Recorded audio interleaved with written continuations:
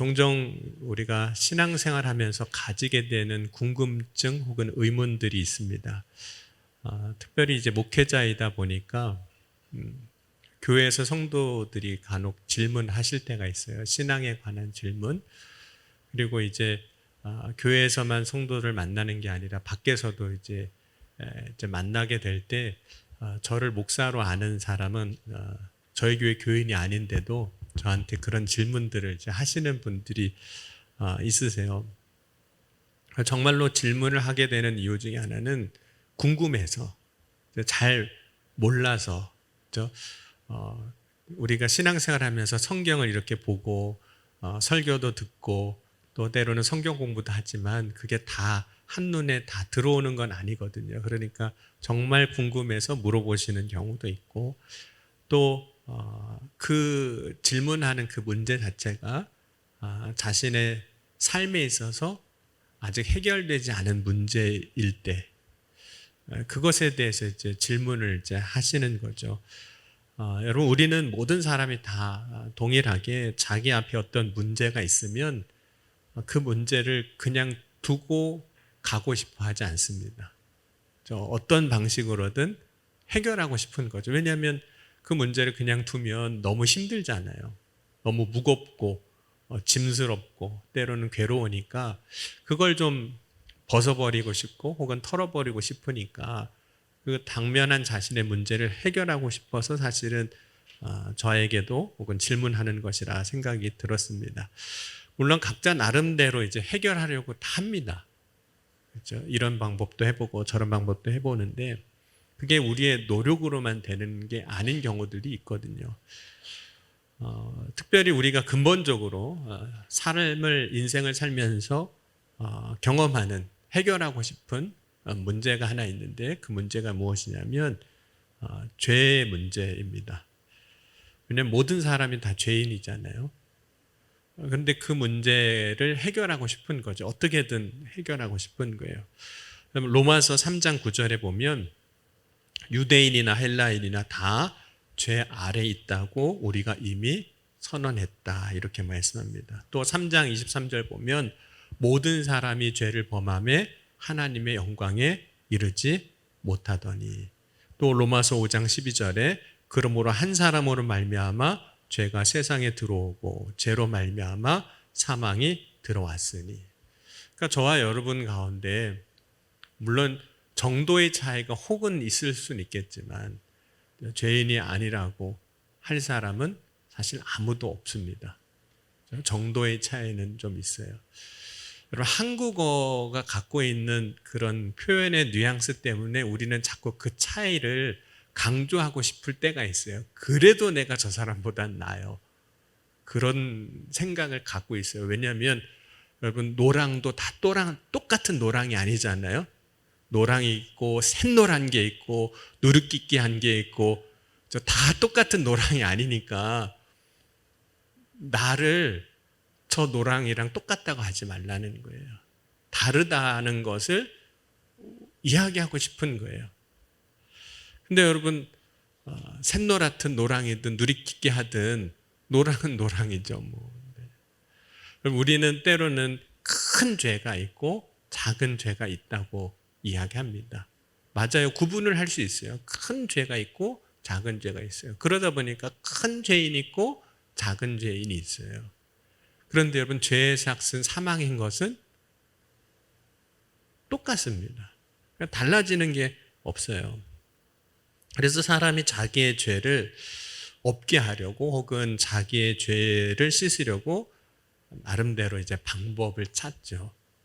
이제 그 중에 하나가 뭐냐면 착한 일을 하는 거예요. 선행을 하는 것. 그래서 그 죄가 내가 착한 일을 한 것으로 상쇄시키려고 하는, 그래서 취소하는 거죠. 이거는 내가 착한 일을 했으니까. 유대인들에게 있어서 선한 일이란 단순히 남을 돕는 것 혹은 도덕적인 공의를 행하는 것을 이야기하진 않습니다. 선의 기준이 조금 다르긴 해요. 유대인에게 있어서 선이란 뭐냐면, 착한 일이 뭐냐면 율법을 지키는 일입니다. 그러다 보니까 자기 죄의 문제를 율법을 지킴으로 인해서 해결받을 수 있다라고 생각을 하는 거죠. 특별히 율법은 하나님이 주신 율례이거든요. 그래서 그 율법을 열심히 지키면, 율법을 따라 살면 그것으로 인해서 자기의 선행으로 인해서 구원받을 거라고 생각을 하는 겁니다. 여러분, 이스라엘 백성들 중에서 특별히 유대인들이죠. 그들 중에서 율법을 열심히 지켰던 예수님 시대에 그런 사람들이 있었습니다. 어떤 사람이 예수님을 이제 찾아왔을 때 그가 이런 고백을 예수님 앞에 합니다. 저는 어려서부터 모든 율법을 다 지켰습니다. 이런 고백을 했어요. 여러분, 유대인 중에서 율법을 철저하게 지키는 사람들, 지키려고 하는 사람들을 이제 바리새파 사람들, 바리새인이라고 이야기를 합니다. 바리새인들은 그렇게 자신들이 어쨌든 율법을 철저하게 지키려고 하는 그런 삶을 자랑스럽게 여기기도 했고 그것을 의로 생각을 했습니다. 그래도 낫죠, 다른 사람보다는. 율법을 지켰으니까. 뿐만 아니라 유대인들은 이러한 자기 바리새인들을 향해서 존경을 표하기도 하고 받기도 했던 거죠.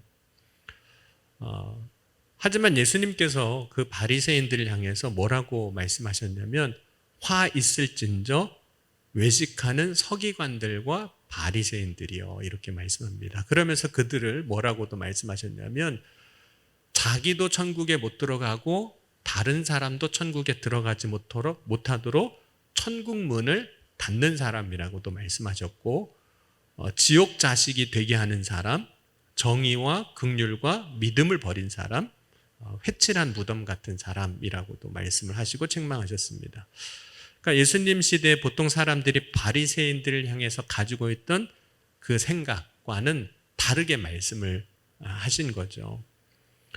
바리새인들은 당연히 자신들의 그 의로운 행위로 인해서 구원받을 거라고 생각하고 있었지만 그들이 생각하는 그 생각, 내가 하는 이것으로 구원받을 것이라고 하는 것은 실제로는 썩은 동아줄을 붙잡는 거하고 똑같은 것이었습니다.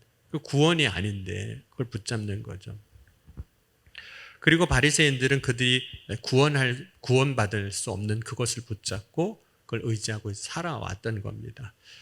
그런 바리새인들을 향해서 오늘 바울이 이렇게 이야기를 하는 겁니다. 로마서 2장 12절 보면 무릇 율법이 없는 범죄한 자는 율법 없이 망하고, 왜냐하면 율법 없이 죄를 졌으니까 그 죄로 말미암아 망하고, 무릇 율법이 있고 범죄한 자는 율법으로 말미암아 심판을 받으리라. 그러니까 율법이 있는 사람도 심판을 받고 율법이 없는 사람도 심판을 받기는 마찬가지예요. 그러니까 율법이 있고 없고의 문제가 아니라 죄를 졌느냐 안 졌느냐, 그 문제인 거죠. 여러분, 바리새인들은 율법이 없이 망하는 이방인들과 같이 율법이 있고도 망하는 자, 심판받는 자들이 되는 거죠. 그런 면에서 본다면 그렇게 생각할 수도 있어요. 그러면 율법이 있으나 마나한 거네, 이렇게 생각할 수도 있는 거잖아요. 율법 없는 이방인들도 율법 없이 망하고, 율법이 있는 이스라엘 백성들도, 유대인들도, 바리새인들도 율법으로 망하면, 그렇죠? 율법이 있으나 마나한 거라고 생각할 수 있는 거잖아요.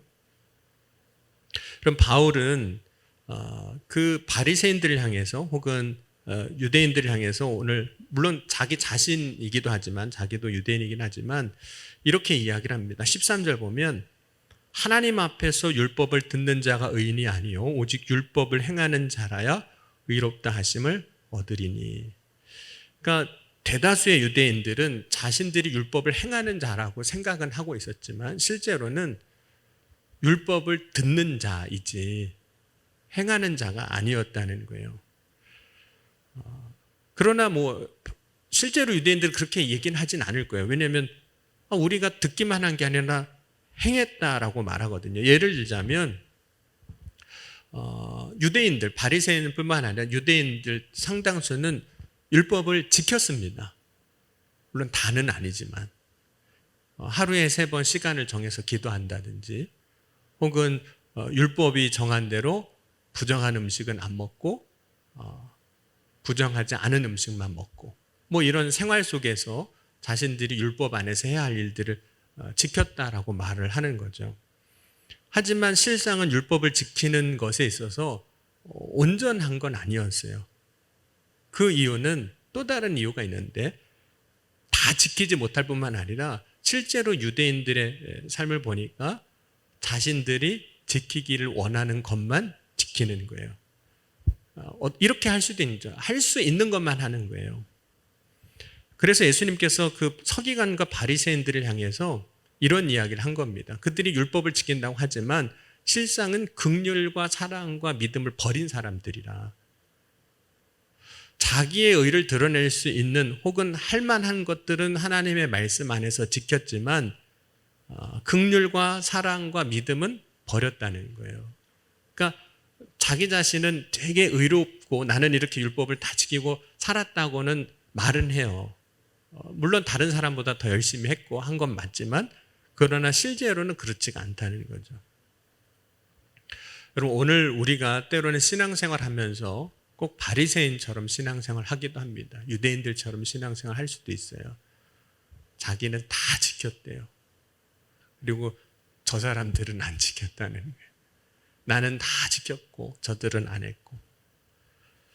여러분, 예수님께서 누가 참 이웃인지를 말씀하실 때 강도 만난 사람을 도와준 어떤 사마리아인의 이야기를 하시면서 두 사람이 더 등장하는데 제사장과 레위인이 등장합니다. 근데 이들이 어떻게 했는지를 말씀하시는데, 이 제사장과 레위인이 예루살렘에서 여리고로 가다가 강도 만난 사람을 만나지만 그냥 보고 지나갔습니다.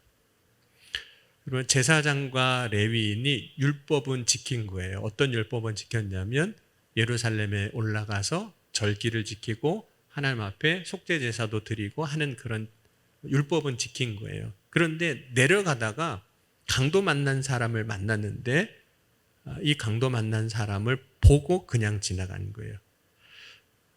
보고 그냥 지나갔다. 그 얘기는 바울이 말하는 이런 겁니다. 긍휼과 사랑과 믿음을 버렸다는 거예요.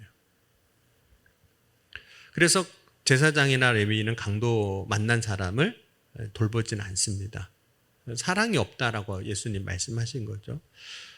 물론 우리가 모든 걸 다 할 수 없습니다. 그게 어떻게 보면 현실적인 거예요. 성경에 나오는 율법을 저와 여러분이 다 지킬 수 있을까요? 못 지킵니다.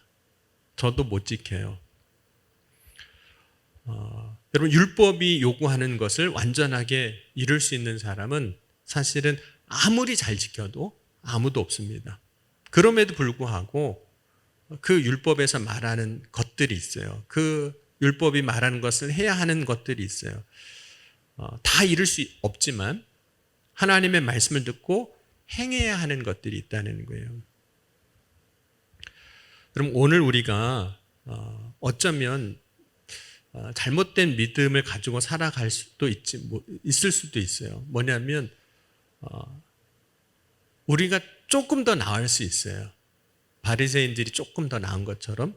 그런데 그것을 우리의 의로 생각한다는, 내가 더 낫다고 생각하는 거예요. 하나님이 우리에게 율법을 주신 것은 여러분, 우리가 다른 사람과 비교해서 조금 더 나아 보이게 하려고 주신 것이 아닙니다. 하나님께서 율법을 통해서 하시려고 하신 일이 있어요. 우리가 다 못 지키는 걸 아세요. 아는데 그럼에도 불구하고 그것으로 구원받지 못하는 걸 아시지만 그럼에도 불구하고 우리에게 율법을 주시고 혹은 그 말씀을 행하게 하시는 이유가 있는데, 그 이유를 바울은 이렇게 이야기를 합니다. 로마서 7장에 보면 7장 7절 이후에 보면 이렇게 이야기를 합니다. 그런즉 우리가 무슨 말을 하리요? 율법이 죄냐? 그럴 수 없느니라. 율법으로 말미암지 않고는 내가 죄를 알지 못하였으니 곧 율법이 탐내지 말라 하지 아니하였더라면 내가 탐심을 알지 못하였으리라. 그래서 율법을 통해서 우리가 우리 죄가 뭔지를 안다는 거예요. 내가 죄를 졌구나 안다는 거죠. 여러분이 보시기에 저는 탐심이 있는 것 같으세요? 없는 것 같으세요? 새벽에도 물어봤는데 자꾸 목사님은 곤란한 질문만 한다고 탐심이 있는 것 같으세요? 없는 것 같으세요? 살아봐야 알아요. 겉으로 봐서는 그냥 아닌 것 같고 그렇지만 바울이 율법을 향해서 이렇게 설명을 또 합니다. 율법을 예전 이제 개역 한글 성경 보면 몽학 선생이라고 이야기를 했고 지금 이제 번역한 새로운 개역 개정에 보면 초등교사라 이렇게 번역을 했어요. 그래서 갈라디아서 3장 24절 보면 그래서 율법은 그리스도께서 오실 때까지 우리에게 개인교사 역할을 하였습니다. 이게 새 번역이거든요. 개인교사 이렇게 번역을 했어요. 그리고 영어 성경을 보면 스쿨 마스터라고 이렇게 번역을 했거든요. 그러니까 선생님 정도 이렇게 번역을 할 수 있는 거죠. 그러니까 바울이 율법을 어떻게 설명하고 있냐면 하나님의 뜻이 무엇인지를 우리에게 알려줄 뿐만 아니라 우리의 죄에 대해서도 그 율법이 알려준다는 거예요. 그러니까 율법이 없으면 탐심이 무엇인지를 모른다는 거예요. 여러분 정말로 우리가 욕심 없이 살아가는 것 같아도 탐심이 다 있는 걸 아는 거예요. 저는 가끔 이런 상상을 좀 할 때가 있어요. 어떤 상상을 하면 그냥 상상이니까 이해를 해주세요. 하나님이 한 100억쯤 주시면 어쩔까? 이거 어떻게 써야 되지? 이런 상상을 할 때가 있어요. 여러분 100억쯤 하나님 주시면 여러분 어떻게 하시겠어요? 벌써 행복해지시죠? 고민을 해봤어요. 저도 하나님이 정말 100억을 주시면 이거 가지고 어떻게 써야 되나 생각을 해봤어요. 첫째, 11조는 해야겠다. 그렇죠? 100억인데 11조 해야죠. 그래서 11조 하면 뭐 10억 하고 세금을 떼고 해야 되나 말고 해야 되나 뭐 이런 고민도 하지만 일단은 10억이니까 10분의 1이 10억 하고 그럼 100억을 얻었으면 감사하세요? 안 감사하세요? 감사하잖아요. 11조는 11조고 감사헌금은 또 해야 될 거 아니에요. 감사헌금은 얼마쯤 해야 되나? 얼마쯤 해야 되죠? 고민이 되기 시작하는 거예요. 근데 감사헌금 한 걸로만 끝나는 건 아니잖아요. 그래서 이렇게 보니까 교회에 이것도 필요한 것 같고 저것도 해야 될 것 같고 그러면 거기에 필요한 거에 목적 헌금도 좀 해야 될 것 같은데 11조 떼고 감사 헌금 드리고 목적 헌금 떼니까 돈이 자꾸 줄어들어요. 그러다가 마음이 바뀌는 거예요. 하나님 그것까지는 안 되겠네요. 그때 알았어요. 내가 실제로 갖고 있는 것도 아닌데 그죠? 그거 가지고도 어떻게 해야 되나 말아야 되나. 아니 그냥 100억 감사헌금 드릴 수도 있잖아요. 내게 아니니까 실제로. 그런데 마음으로도 그게 안 되더라는 거예요. 마음으로도. 그냥 여러분 하라는 게 아니에요 지금. 지금 하라는 게 아니고 그냥 그러면 어떨까라고 상상함에도 불구하고 그게 마음으로도 안 되더라는 거예요. 그때 알았어요. 내가 탐심이 있는 거구나. 그거 못 놓아서 그거 어떻게 될까 봐. 그러니까 하나님의 말씀이 우리의 생각과 뜻을 판단하세요. 그러니까 히브리서 말씀에 그러거든요. 그래서 하나님의 말씀의 역할은 뭐냐면 우리가 어떤 존재인지를 알게 하세요. 그걸 저는 네 글자로 줄여봤어요. 현실파악. 내가 어떤 존재인지를 알게 하시는 거예요. 그리고 그 하나님의 말씀은 내가 왜 그런 일을 하고 생각하게 하는지도 깨닫게 하시는 거예요. 이유라든지 동기.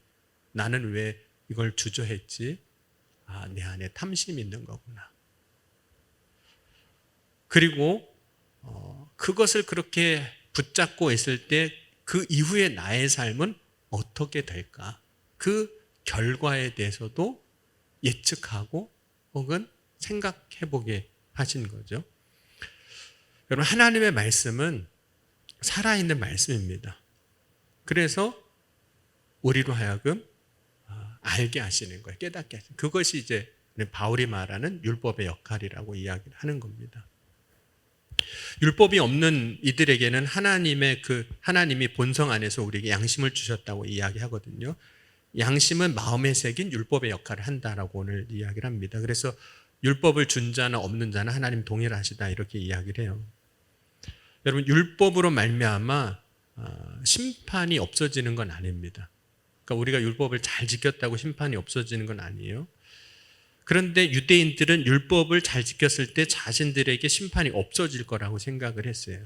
그러니까 율법으로 심판을 피할 수 있다, 구원을 받을 수 있다고 믿은 겁니다. 예수님께서 이러한 그 생각에 대해 믿음에 대해서 구원이 어디에 있는지를 가르쳐 주신 거예요. 구원은 우리의 행위나 율법의 요구를 다 이행한 것에서 이루어지지 않습니다. 왜냐하면 여러분 아무리 우리가 선한 일을 해요. 그러면 우리의 존재가 달라질까요? 선한 일을 해요. 그러면 나의 죄가 진짜 없어질까요? 우리는 그렇게 생각을 해요. 그렇죠? 없어질 거라고. 내가 착한 일을 하면 착한 일을 한 것만큼, 선한 일을 한 것만큼 지난 과거의 죄는 하나님이 다 이제 지워주실 거라고 생각하는 거예요. 이거랑 이 죄랑 착한 일이랑 세상 말로 하면 이렇게 치는 거잖아요. 그럴 거라고 생각하는 거예요. 근데 우리의 죄가 없어지는 게 아니거든요. 그래서 그걸 깨닫는 순간 내가 선한 일을 혹은 율법을 지키는 걸 통해서 구원받을 거라고 생각했던 그 생각, 삶이 공허하게 느껴지는 거예요. 그래서 예수님을 찾아왔던 어려서부터 율법을 다 지킨 사람이 예수님 앞에 이 질문을 한 거예요. 내가 무엇을 해야 영생을 얻겠습니까? 그렇게 하면 구원받을 줄 알고 살아왔는데 어느 순간 보니까 그게 아닌 걸 알게 된 거예요. 자신이 어려서부터 율법을 다 지켰어요. 그때 그런 영생의 확신을 가지고 그렇게 살았는데 보니까 그렇지가 않은 거예요. 그때 예수님께서 너에게 부족한 것이 하나 있다라고 말씀을 하셨어요. 그 부족한 것에 대해서 말씀을 해주세요. 여러분 예수님은 율법으로 다 이룰 수 없는 그 부족한 한 가지를 이루시는 분이세요. 그래서 예수님께서 이렇게도 말씀하신 거예요. 내가 율법을 폐하려 온 것이 아니라 완전하게 하려 함이라. 마태복음 5장 17절에 내가 율법이나 선지자를 폐하러 온 줄로 생각하지 말라. 폐하러 온 것이 아니요 완전하게 하려 함이라. 뿐만 아니라 사도 바울은 예수님의 그 십자가의 사건, 그 십자가 사랑을 통해서 사랑으로 하나님께서 율법을 다 이루었다라고 선포를 하게 된 겁니다. 그러니까 우리가 붙잡아야 할 것은 모든 사람을 영생에 이르게 하는 그 복음이에요. 예수 그리스도인 겁니다. 십자가의 복음인 겁니다. 요한복음 3장 15절 16절 우리가 다 암송하는 말씀이잖아요. 그를 믿는 자마다 영생을 얻게 하려 하심이라. 하나님이 세상을 이처럼 사랑하사 독생자를 주셨으니 이는 그를 믿는 자마다 멸망치 않고 영생을 얻게 하려 하심이라. 여러분 이 복음을 붙잡고 살아가는 저와 여러분이 될 수 있기를 주의 이름으로 간절히 축원합니다. 그럼 우리가 정말로 예수를 붙잡고 산다는 게 어떤 걸까요? 그 의미가 뭘까 하는 거예요. 여러분 모든 사람은 다 붙잡고 사는 게 있어요.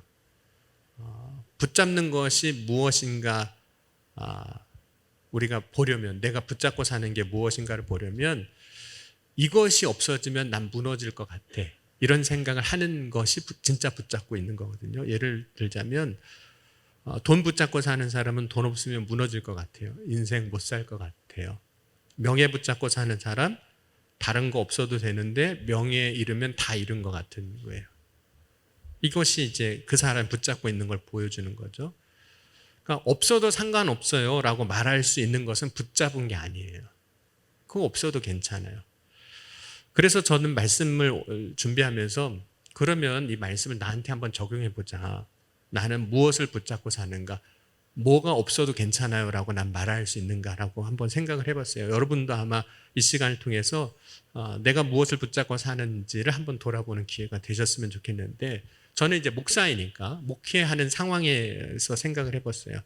나는 무엇이 없어도 괜찮다고 생각하고 있을까라고 생각해 봤어요. 제 책상에 앉아서. 좋은 시설, 환경 이런 것들이 교회 안에 필요하지만 그게 없으면 조금 아쉬울 수는 있겠죠. 불편할 수도 있겠지만 그거 없어도 괜찮겠다라는 생각을 했어요. 그리고 그걸 조금씩 좁혀봤어요. 저 자신에게. 제가 쓰고 있는 사무실 공간을 생각해 봤어요. 가끔 그 사무실에 목양실에 앉아서 생각을 해봐요. 와보셔서 알겠지만 굉장히 크잖아요. 그래서 나에게 필요한 공간이 이렇게 많은가? 이렇게 생각을 해봐요. 이 많은 공간이 나한테 필요한가? 그리고 저 자신 앉아서 봤어요. 제가 하루 동안 아침에 와서 퇴근하기 전까지 이 공간을 쓰는데 실제로 내가 쓰는 공간이 얼만큼 될까? 물론 손님이 오고 뭐 회의도 하고 그러면 뭐 공간을 다 쓸 수도 있지만 실제로 내가 쓰는 공간은 얼만큼 될까라고 생각해 보니까 책상을 주변으로 해서 1m 정도도 안 되더라고요. 물론 이제 뭐 책도 있고 하니까 뭐 그 책이 필요하면 볼 수도 있겠지만 실제로 내가 하루 동안 일상적으로 쓰는 공간을 보니까 그렇게 넓은 공간이 아니어도 괜찮은 거예요. 그래서 말씀 준비하면서 그렇게 기도를 했어요. 고백을 해봤어요. 주님, 저 넓은 공간이 없어도 괜찮을 것 같아요. 진짜 작은 공간을 주실까 봐 걱정되기도 하지만 없어도 괜찮을 것 같아요. 뭐 이렇게 고백을 해봤어요. 또 이런 생각을 해볼 때가 있었어요. 베드로가 요한이 이제 성전에 기도하러 올라갈 때 그 성전 미문 앞에서 구걸하던 그 안진뱅이가 있었는데 그 안진뱅이가 베드로와 요한이 올라가니까 혹시 나한테 뭘 줄까 이렇게 기대하고 바라고 있었잖아요. 그때 베드로가 그를 향해서 이런 이야기를 합니다. 은과 금은 내게 없거니와 이렇게 선포를 해요. 여러분 누군가가 나한테 기대하는 게 있어요. 그러니까 예를 들면 지금 안진뱅이 구걸하는 사람은 이 베드로한테 은과 금을 기대한 거잖아요. 그런데 그 기대한 게 사람이 기대한 게 나한테 없을 때 보통 사람은 어떻게 반응할까요? 기대하고 바라봤는데 그게 나한테 없어요. 그럼 보통은 굉장히 창피해합니다. 부끄러워해요. 사람들이 기대하는 게 내게 없을 때. 왜냐하면 그 기대를 채울 수 없잖아요. 그럼 베드로와 요한은 그들을 바라보는 그 사람의 기대를 채울 수 없었어요. 왜냐하면 실제로 은과 금이 없으니까. 근데 그때 베드로가 이런 이야기를 합니다. 내게 있는 것으로 내게 주노니 나사렛 예수 이름으로 일어나 걸으라. 은과 금은 없어요. 근데 내게 있는 게 있는데 나사렛 예수 그리스도였어요. 여러분 어쩌면 그 은과 금을 기대하는 사람을 이렇게 봤을 때 그 눈빛을 피해서 못 본 척하고 지나갈 수도 있어요. 그 기대를 내가 충족시켜주지 못하니까 그냥 지나가 버리면 되잖아요. 그러면 그 순간을 모면할 수 있잖아요. 근데 그 순간이 되게 부끄럽다고 그랬잖아요. 그래서 저도 생각을 해봤어요. 내게 은과 금 없어도 괜찮은가? 불편하겠죠. 근데 말씀드렸잖아요. 돌아보니까 나에게도 탐심이 그렇게 있더라고. 없는 돈도 부들부들하는 그런 탐심이 있더라고. 내게 있는 것이 예수밖에 없다고 할 때 나는 그것을 어떻게 받아들일 수 있을까? 혹은 그것을 누군가에게 어떻게 말할 수 있을까? 청량리교회 이제 담임 목사가 된 후에 여러분은 어떠신지 모르겠지만 제가 이제 주변에 만나는 분들이 있잖아요. 와서 이렇게 만나게 되는 분들이 있는데 그분들이 꼭 저한테 하시는 말씀이 있으세요. 여러분은 어떠실지 모르겠지만 저한테 그러시더라고요. 대청량리교회 담임 목사님 오셨냐고 그런 얘기를 하세요. 그 얘기를 들을 때 저는 기분이 좋을까요? 기쁠까요? 한편으로는 대청량리교회 담임 목사라고 하는 그 말이 되게 기분 좋게 들리죠. 왜냐하면 인정해주는 말이니까. 저에게 청량리교회 담임 목사라는 직분이 있는 거예요. 그럼 저는 목회자이기 때문에 그렇지만 여러분도 세상에 자신의 자리에서 불리는 이름이 있을 거예요. 그게 되게 좋게 여겨질 수도 있어요. 그런데 사람들이 말하는 것처럼 어느 교회 담임 목사라고 말하는 것이 세상에서 이렇게 막 자랑스럽고 드러낼 때 만약 나에게 그게 없다면, 그죠? 대청량리교회 담임 목사라는 게 없다면 나는 괜찮은가? 그거 없어도 괜찮은가 하는 거예요. 그러면 누군가에게 나를 설명할 때 그게 빠지잖아요. 그거 빠지고 나를 설명할 때 나는 부끄러워하지 않고 나 자신을 이야기할 수 있는가? 라고 생각을 해봤어요. 내가 뭘 붙잡고 사는가를 저 스스로 돌아보려고. 그거 없어도 내가 예수 믿는 사람이라면, 예수님이 내 안에 계시다면 그것으로도 만족할 수 있을까? 근데 그게 진짜 믿음이겠구나. 이런 생각이 들었습니다. 물론 우리는 다 그 상황에 가봐야 알 수 있어요. 그 상황에 가지 않은 상태에서 우리는 우리 스스로의 고백을 장담하지 못하는 경우가 너무 많습니다. 왜냐하면 베드로도 예수님 절대 안 버립니다. 다른 사람은 다 그래도 나는 안 그럴 겁니다. 라고 했지만 막상 그 십자가 앞에서 빌라도의 뜰에서 베드로를 사람들이 알아볼 때 나 예수님 모른다고, 나 그런 사람 아니라고 부인했던 그런 베드로의 모습을 보면서 나도 지금 이 상황에서 장담할 수는 없겠구나. 그럼에도 불구하고 이 시간 내가 믿음으로 고백해야 할 것이 있는데 그것이 무엇이냐면 다른 거 다 없어도 예수님으로 인하여 저는 만족합니다. 그거면 충분합니다. 다른 타이틀 없어도 괜찮습니다. 혹은 다른 거 없어도 괜찮습니다. 오늘 저와 여러분이 그런 믿음의 고백을 가지고 마지막까지 붙잡는 것이 예수 그리스도가 될 수 있기를 주의 이름으로 간절히 축원합니다. 오늘 이 시간 함께 말씀 붙잡고 또 우리 믿음의 고백 가지고 함께 찬양하시겠습니다. 나 같은 죄인 살리신